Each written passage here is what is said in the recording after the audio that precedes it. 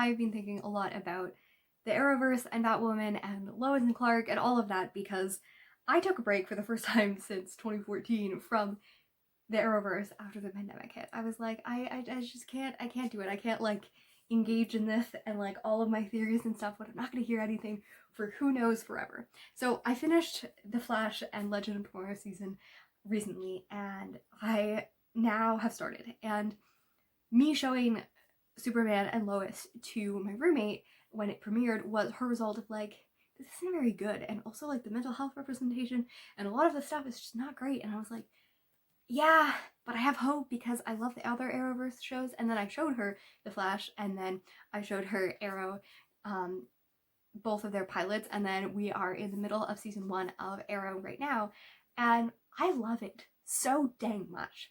And my question is, why don't I love Batwoman, which, you know, we just got pretty much rebooted because of a new Batwoman, and Superman and Lois, especially since I loved Superman and Lois so much. Like, Clark on Supergirl, great. I don't love Supergirl, but I love Clark on Supergirl. And Lois, that fast sparking, like, the things like that each of a story, right when you shouldn't, like, I literally, like, Googled images of her and, like, scenes, and I was like, see, this is what she's supposed to be. This is what I hope she's going to be. And then I was like, okay, I want to like Batwoman. I was excited. I love Ruby Rose. Huge girl crush, like, huge girl crush on her. So when I heard that she was, like, gonna be Batwoman, I was like, this is perfect. And yeah, she was mostly what I liked in season 1. And upon reflection of that, I was like, why is it that it doesn't work? Because it shows a lot of the same like stereotypes and stuff like that. And I think a lot of it is the dynamics, especially the romance. I'm not like a massive I need romance and everything kind of thing. I'm kind of like, or like, I'm not huge romance. But the thing is, I love Felicity and I love Iris. Do I love Felicity and Iris as much now as I did when I first watched them? No. And I think that's because we're really, really bad at writing people once they're in marriage. Like, the fact that we can't write married couples is horrendous. I'm like, I love married couples, but I want Iris together. I wanted Felicity together. But once they got together, it, you know, this is much more an Felicity thing, but like, it didn't turn well. But I still like Felicity a lot as a character, even though in the end I didn't like how they always built them, because the Felicity I always wanted was the Felicity I saw from the beginning. And the same for Iris. She is, you know, this gutsy, go for it, strong-willed girl who I love. And as she goes on, she becomes much more just a crutch for Barry. And, you know, I'm hoping and we're developing her more, but she still falls into this more tired thing, which I want better for Candice Patton. And I wanted better for Emily Bett Rickards. And I think that, to me, like, it just kind of jumped the chart with both, like, it's kind of painful for me to watch Superman and Lois because of the fact that it seems so humorless and dry and, like, I don't know, like, I know that these characters have chemistry and stuff like that, but I'm not seeing it. And, like, Batwoman, you know, Jessica Leslie is so good, and I love her, and she's kind of bringing light back to it, but, like, this whole thing where they're like, yes, you know who we're going to introduce as a love interest? And X, just like the same thing, which is like, I want to like Sophie more, but you know how I'm always frustrated? Sophie more, because like, they were like, we can't have a new love interest, even though that girl that she met in the bar at the restaurant, it was a great romance, but like that only lasted for a few things. Again, I think, Julia, I didn't want the last like 2 episodes of that one just because I couldn't bear it. Of season 1, but like, you know, they're like, let's put an X in here, and it's like, are we allowed to like develop new characters? Like, is that something that we're allowed to have? Maybe, just maybe. That's all I'm asking. But like, no. It's like Sophie is just always put into the thing, and it's uncomfortable because not only is there premise that is in the 2010s with the, you know, which was very strongly in the do not tell, do not whatever that thing is, where like they get expunged from the military for being gay, which is something that matters, but that's not how discrimination worked in the military in things. They might have been, you know, fired or things like that, but they definitely wouldn't have been fired on paper for being gay. That's not how discrimination in the military looked like in the mid 2010s. And it's frustrating to see that. And it's frustrating to see these tired old tropes where they're like, we can't develop new characters, we're just going to add these things. And like, the same thing, they're like, we need edgy, we need grit. And it's like, we could have had this beautiful representation of parents on the CW with like great dynamics with their sons and mental health, but like it's also, I'm so confused. Okay, tonight is episode 3, so I haven't watched it yet. But like Jordan and like Jonathan seem like they have chemistry sometimes, but I'm like also not, because they're like, they need to have this like drama and stuff like that, so we never fully see their development relationship yet. Like the same with like the Kane family and the Hamilton. Like I would have loved to like have had Mary and like Kate not have had much of a friendship at all, and then them developing that, and they're so different, because like I want to like Mary because Mary seems cool, especially since she has this like, you know, ditzy personality on the outside, and then underneath she's very deep, and that's great, except for we never really see the ditzy. Like why do we think she has such a ditzy personality? We never really see that part of the personality, so I just like forget until they reference something, and I'm like, oh yes, and also this is hugely stereotypical. But I would even find more interest as, you know, step-close siblings trying to have a relationship in adulthood than I would, because you're asking me to care about things that I never saw. Same thing with Beth and Alice. I don't care. I just, when all of the pathos is all in the past tense, it's just frustrating for me because I just don't feel the thing. The same thing with Angelique and Ryan. I don't care about their characters, because can you give me a little bit of brightness before like you throw me into the Martha dying and all of these things? Could you give me a glimpse of the things? Because trauma is important, and I love writing about trauma, and you know, I'm a hypocrite because my book begins literally with like lots of sad stuff happening. But to me, like, you need it for me to care about these characters, and you can care about people and emotionality, but like, it's things happening hard hit more when we see the things happening good. You know, it's why the stereotypical fantasy person begins on a farm, because you need to have this like little farm boy thing before everything gets ripped away. And that's never the thing, and we never get to see these characters develop. Also, the whole Crows like militaristic police system just turns me the wrong way. Like, I just want to see more like, you need to have the escalation, and when you start at 9 times out of 10, like, I don't have Eddie, like, I don't know if there's like a purely happy scene. There isn't in like Lois and Clark so far, and there definitely isn't in Batgirl. Even Batwoman, it's been a season and a bit now, and like we still haven't seen like one scene in which like anyone is happy.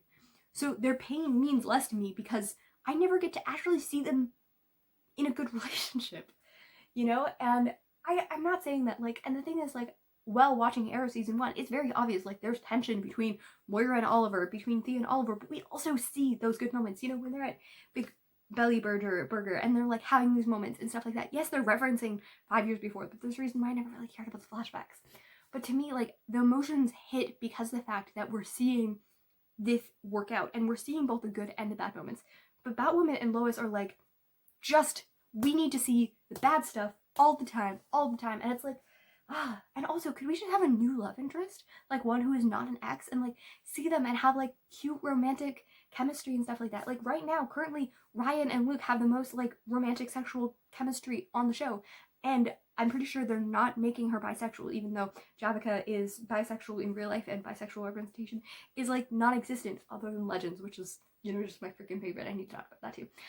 Because of the fact that they're having the dynamic and they have a deeper things, so I feel more chemistry between them than anyone else on the entire show, because they're the ones where they're diving into their relationship and how it's coming. So I'm like, I want to ship them, even though I know they won't, because they're the only characters that I feel like are actually building a relationship. When, you know, when we see Angelique and her have a conversation, or like Sophie and Kate in the first season, like they're all building on tension and stuff like that they're telling us but they're not showing us. Could we not have a moment when we actually see this in real life? And the same thing, like Fair Skin, Blue Eyes, which was a great episode that dealt with human trafficking, but like they were talking about like how they wanted to do it in season 1, but like Kate wouldn't have an emotional enough connection with it. And I'm like, do you have to have an emotional connection to it? There's lots of crap that happened without. And like, I feel very passionately about human trafficking. One of my good friends has dedicated her life to fighting human trafficking, and like, you know, I keep up with her through an advocacy and stuff like that. And she's never experienced it firsthand. But first of all, we should all care about slavery, whether it's sexual or child or any of these things, just because it's a heinous whether I've experienced or not. So the idea that you have to have an emotional pathos directly to it to actually care about something is inherently flawed. And also, like, I don't know, like, I care that I always want to call her Tabitha instead of Ryan, because Ryan just does not seem like her name yet, and maybe it will. But yeah, like, I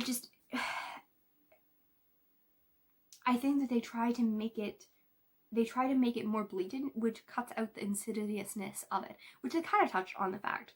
But I just want to see like real life rather than these drama folks things. And I know I'm going to a drama show for this, so I'm things, but like I'm just like I want to see relationships, and I want to see them develop, and I want them to have hardships, but I also want to see them develop. Like, you know, like Mary, Luke, what are their lives? I don't know, because their lives are all centered around, like, I don't know if we've ever seen Luke really like outside of Wayne Tower. Like, we just don't. Like the same thing with Mary. Like, we know that she has her clinic.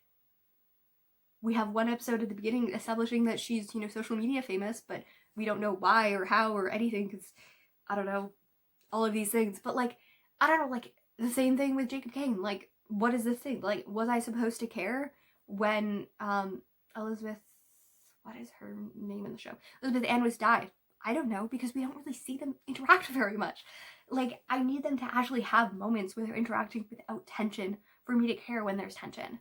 And I need them to actually have good romantic moments and say, okay, so Legends of Tomorrow is one of my favorite shows. Skip season 1. Like, I like season 1, but it deals with the same thing, which, like, and they charted course in a totally different way. And I wish the rest of the Arrowverse would notice. Like, give me some nice WandaVision action with, like, you know, change up and stuff like that. And it's great, especially since WandaVision was coming to a close. When I was re-watching the last season, I was like, it did what everyone loves about WandaVision earlier, but no one knows about it.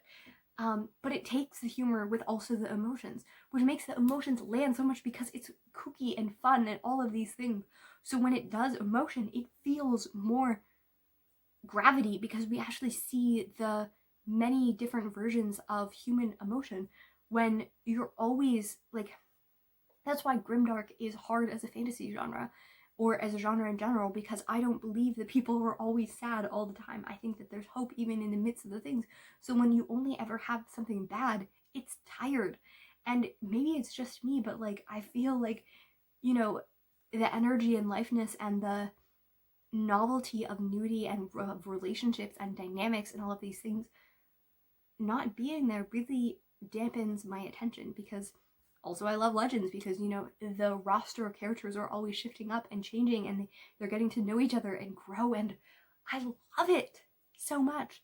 And I love pre-established relationships and friendships and stuff like that. Like, Barry and Iris have pre-established, Joe and Barry, but like, we see that as they grow and develop, and like as Barry becomes the Flash and they, you know, have these relationships and conversations on this, we see their development. It also helps that, you know, he was knocked out for like 9 months or something beforehand, so like he's re-entering their lives in a different way. But like, I love when we're actually able to see the progression of relationships, and it frustrates me because I don't want to dislike Sophie more, and I don't want to dislike Angelique, and I don't want to see those things. But like, you know, if we see those moments where we're shown instead of just told that there's drama upon drama, that we actually see the tension of the moments, that we see the relationship develop. Because like, again, it's like in the scene, in whatever scene Angelique and her have the conversation, that like, you know, it's like they're all referencing past things we haven't seen, or like we saw flashbacks with different characters, so it's hard. And the same thing, okay, also they added a new love interest for Alice for the first time, and again, guess what? You'll never be more amazed. It's a guy she has a past with. X-Flame. Like, it's like they can't introduce a character that doesn't have some tethering to the past. And it's like, can I have new characters? Probably also why I love Legends, because like they're not staying in the established mythos. And it's so dang lovely. Same thing with WandaVision. Like, WandaVision would be less interesting if it had taken place out, not only because, you know, it's bending all the genre things, but because they're interacting with people that we don't know, so we get to see a new side of them. So even though, yes, they're established characters, which, I don't know, I didn't have a huge connection with, but now that we're seeing them interact with people we don't know, we're seeing them more. Same, like, I don't know, I also just love people living every day, like slice of life. Like, even just like the mission at the beginning of Captain America Civil War, where they're just sitting in the things and they're doing different things. Like, I love that. I love when we're looking behind the scenes of the big moments. And to me, I feel like the Arrowverse is trying so much to always have the big moments that it forgets that the small moments is often when we see the things, and that we need to have new characters. Okay, rant over. I don't know what I said, but I feel very passionately about this, and I'm disappointed because I want to love the Arrowverse more than I do, and it will always be part of my stand, but I'm like also, I'm frustrated. Give me new characters. Give me new characters, please. So I think I'm going to be taking a more laid-back version to my channel. I'm trying not to be so focused all the time and dealing with the anxiety that comes with that. And yeah, if you want to keep more up to date with my ongoing thoughts and things about things, especially about superheroes, my Instagram is always great things. Cure Scrivener is where I talk a lot about things. I also have my Creativity Collective, which I'm enjoying so much, which is my, kind of pet project where I talk a lot about art and stuff like that, and how art makes us feel about things and the diversity of art. And if you are an artist or do anything artistic and you want to contribute, that would be great, because I want it to be really collaborative, which is why it's called Collective. And I also share my poetry at Kier Scrivener_poetry. So if you're ever interested in my feelings and thoughts on things, that is also where I can be found. But yeah, what is your history with fantasy and superheroes and all of these things? Do you think that they're tired over and trying to be too edgy, or is it just me? And have a next great time, and I will see you next time.